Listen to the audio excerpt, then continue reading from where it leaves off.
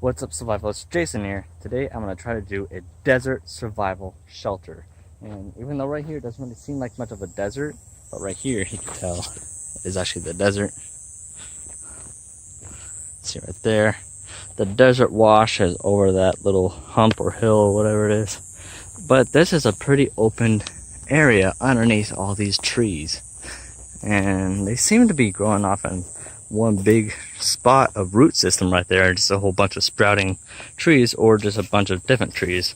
So I'm thinking it's on the same root system, but it seems like quite a bit of people come around this area as well. As you can see all the garbage and stuff, but I'm thinking about possibly just making a survival shelter around here. This one area right here really intrigues me for a good shelter. It's gonna be a big shelter. It's something I could probably just sit in, type of relax, possibly have a fire pit maybe, I don't know. There's a lot of duff. I mean, a ton of duff. It just goes down so far.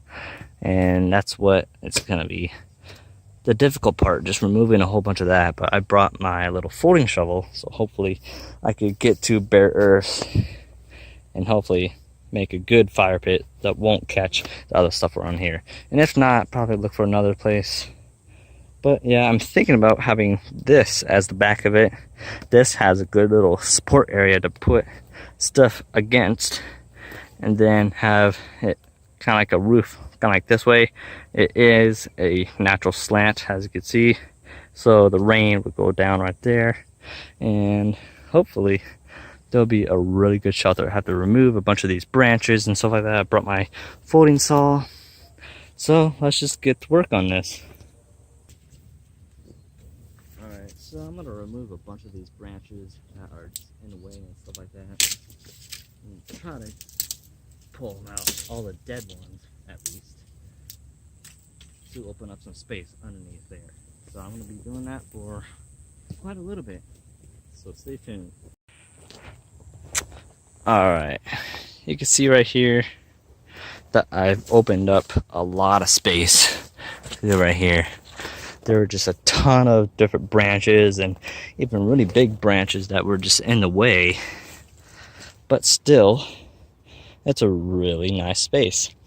And if I make it up to probably here and then down, it'd probably be good for 2 people comfortably. You could probably even fit 4 if you're just squeezing a lot, but won't be really that comfortable. But there is just a ton of room to make a big, huge, I mean huge survival shelter. So I don't know, I'm still kind of planning it out right now, so I'll get back to you. Alright, this is gonna be it for today because there is a storm brewing and I don't want to be out here while that happens. So this is what I got right now. Plenty of stuff to still do, but it is a great start. I already got like about a foot and a half of just a roof, and I'm gonna keep going, maybe for a little bit more above there, but I think that is the size of the shelter that I want. And then maybe even make like some type of awning or something like that so I could do stuff over there. But yeah, that is the shelter for now, and I'm gonna be coming out here later to do it. So it's gonna be taking quite a bit of time because I can only do this for as much time as there is. But ooh, sound like a branch just broke and fell or something. But yeah, this is it for today. Alright, I'm back here. It's been about 2 days since I've been here, and the sticks are still there. A lot of the stuff that I knocked off are still there. But I think for today, I'm going to try to finish the top of this and just go from there. So yeah, let's get to it. Alright, I just kind of nicked myself a little bit right there. And I just started to bleed a little bit. But it's not that bad. It's just teeth marks right there, and it just kind of went that way. So it isn't something too bad, but I still want to clean it and then kind of cover it up. Alright, so I'm taking my fire kit that I have for the side pouch for my phone, and inside it an alcohol swab so I could clean up my wound, and I got some duct tape. I might even use one of these pieces of cardboard to cover it up so it isn't just flat out duct tape. So I might do something like that.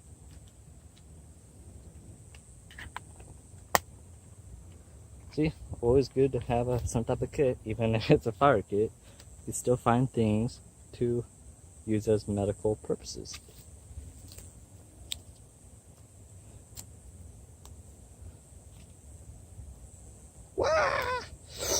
Ooh.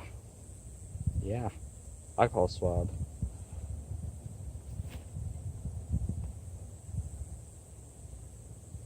Feels delightful.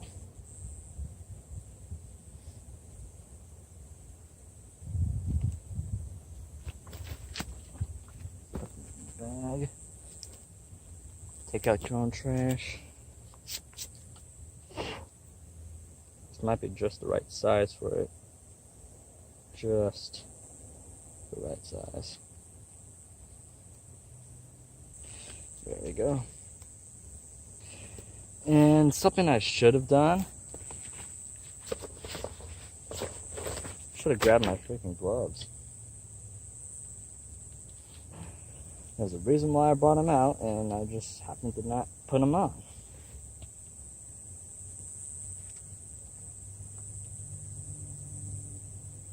Alright, definitely not cutting my hands with that. So let's get back to work.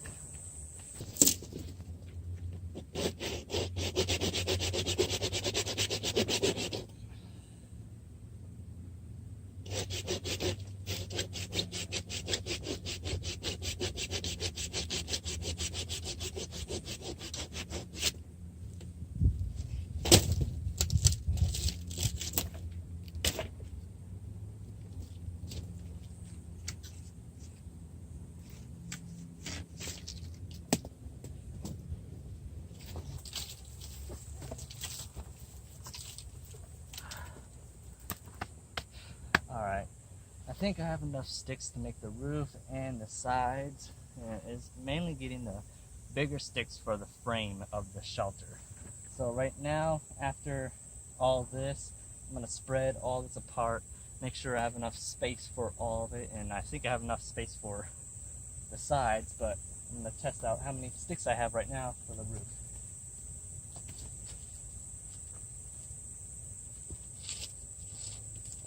So this is the main one. I don't know if you can see it, but it's right here, and it's going to be cutting off right there. This is a nice big one. That's not fun. And then I got a kind of bigger one. So right now I have to kind of go over each of the side logs or sticks to spread it out. Alright, I got them all spread out, and it's enough to keep something on top of, but I think I might try to put some sticks down vertically just to get rid of some of the space that's in between these.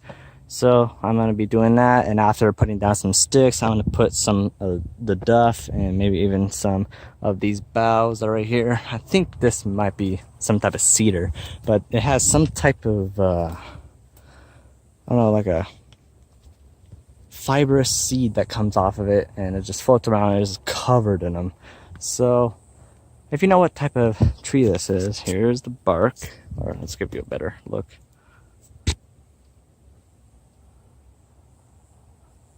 Right there. And here are some of the leaves. It's not exactly a pine, it's more of a fir. And I'm not quite sure what it is. So if you know, put down in the comments.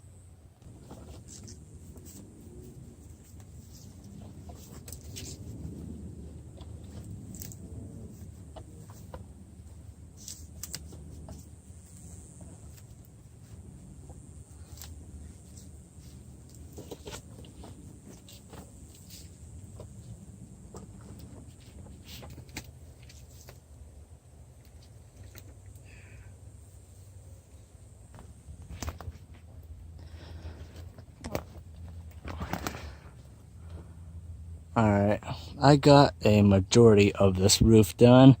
There are still some holes to patch up, but it's what the middle that I'm really looking for to prevent a lot of the rain and sun from beating down. And that should be enough. That is definitely enough for me to lay down. Once I get all the walls done, it'd be a really nice shelter.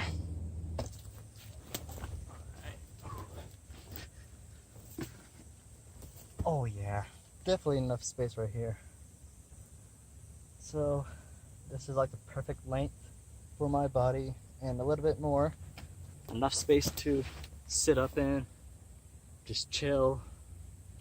And it's definitely a lot cooler underneath all this, and you can probably tell it is darker, and how much of this foliage that I have on top of here really cuts out a lot of the sunlight.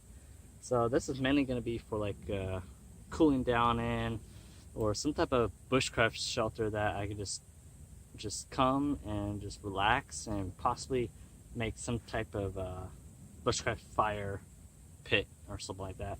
There is just a block of concrete. It's just a solid block and it's flat on top. I'm thinking about possibly somehow getting it around here. It is pretty big and I have an idea to possibly get it here, but I'm definitely going to have to remove a lot of the stuff before I do something like that for a fire, because there is a ton. There's got to be at least a foot of duff underneath all this. So hopefully once I'm all done with this, I could start with that project, and hopefully I could probably do some little outdoor cooking, especially with that new Stanley system. The two, I got the fry pan and the cook set, the prep and cook set. So I could definitely use those out here. I just got to be really safe with the fire, especially with all this debris. It's just, I may just have to find another place to make it like a little shelter for, and then use that for the fire area. That would be a lot safer than just in here. So this is gonna be it for today, and I think I'm just gonna continue on coming in each day and make it a whole giant video of making this bushcraft shelter. I think I'm probably just gonna call it more of a bushcraft shelter instead of a survival shelter. So stay tuned. See you tomorrow or whenever I come back out here.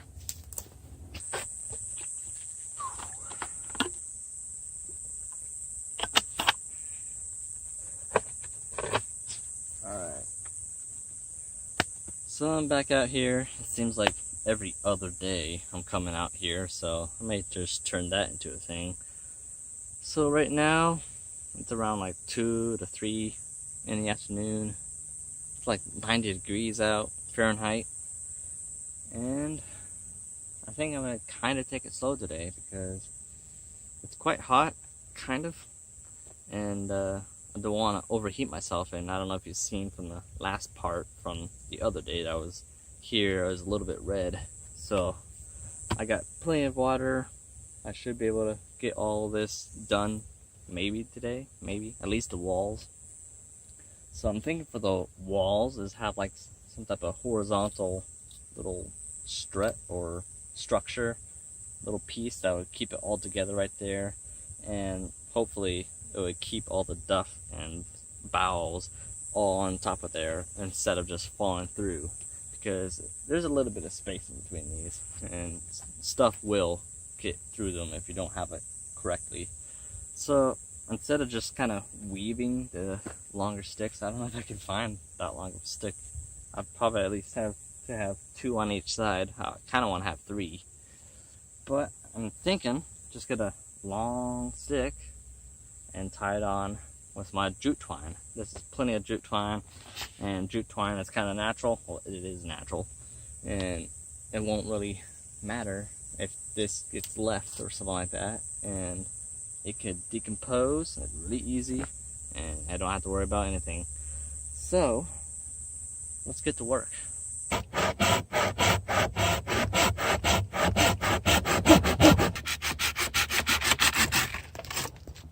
Yes. So I think this one will be pretty good. Definitely long enough Alright, I'm lashing on the horizontal branches onto the side here. This is to help keep all the duff and boughs on top of this, but also give this a little bit more structure so it isn't just free-floating sticks like this. So I'm just going to do a simple little lashing. Alright, and plus there's a little knot right here that kind of helps it stay right there as well. So this is to keep it on there, and then that is to keep it from falling. Alright, let's just do the rest. I already did 2 of them on the other side, and I think I have a long enough stick to make 2 more, like just saw it in half or something, and then add it to this one and add the other one to the other side. Alright, here is the walled off section. I have 3 long branches that will support it much longer, all lashed up. Then I decided to kind of weave some sticks in between these just to give it a little bit more space to put down some of the duff and the boughs and stuff like that. But there's that side. Then there's this side. And that should be enough to even weave some of the bough limbs into the edge right there. But the one thing is, I found out this just literally fell off. Bark is just sliding right off. So this is something I could definitely use for part of the wall, and that would definitely shade it off or just prevent a lot of the rain from coming in. But as you can see right here, there is a ton of bark that I could use just for right here. So I'm going to place this all down, get as much bark I can get on there, probably put some of it for the roof, and then put some of the tree boughs around this, and we'll see from there. Alright, one thing you do in this situation is break yourself off a limb that will definitely split down in the middle and make some type of chisel type of tool, and just stick it down the bark and just lever it down, and this will definitely just open it up. And then this is what you get when you do it correctly. A really nice long piece that would definitely fill up the side of the shelter.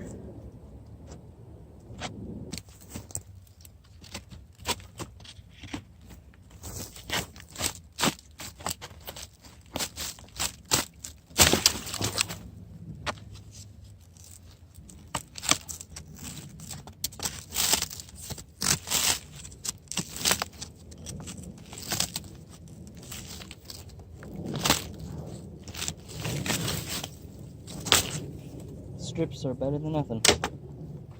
Alright, this is what I've gotten all today. Just mainly that wall and the other wall.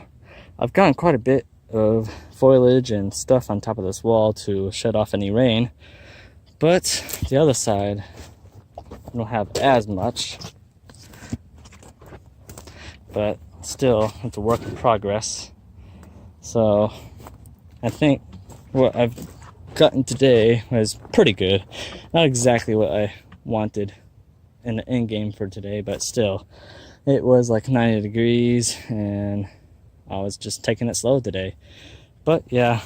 Alright, so it's been almost a week since I've been out here, and I can see that it's all kind of settling in, and some of the boughs are even getting pretty dry and just brittle. So it won't be too long until they turn brown and all that, but still it'd be really good to have all that on top of there. So I think for today, it might be like the last part of the shelter that I really need to get done, and it is just to cover the walls and kind of patch in the roof and seeing what holes I have and stuff like that. But I think I'm getting pretty near the end of finishing this part of the shelter.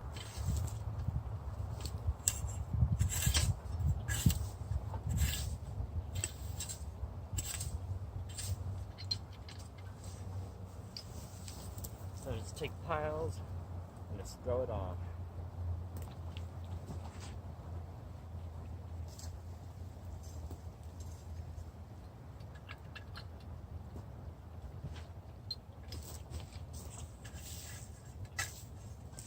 Let's throw out the sticks. The little sticks can stay. So you gotta be careful when you're doing stuff like this. There could be snakes, scorpions, spiders, whatever inside like that. So just kind of stand at it a little bit and wait a little bit. And since nothing's there, you still gotta be careful, even though it might just still be hiding. But yeah, it seems to be coming up like nicely because these are quite big piles.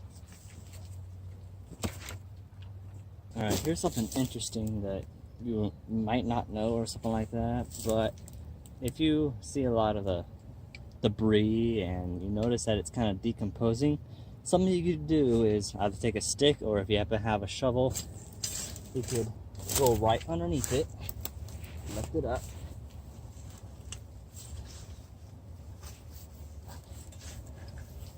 and there you go.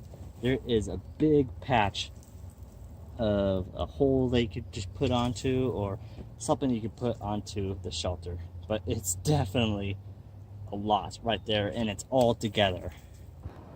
Alright, here is the finished product of my bushcraft shelter. All natural materials, even the cordage you could technically call natural because it is jute twine, and jute twine is natural.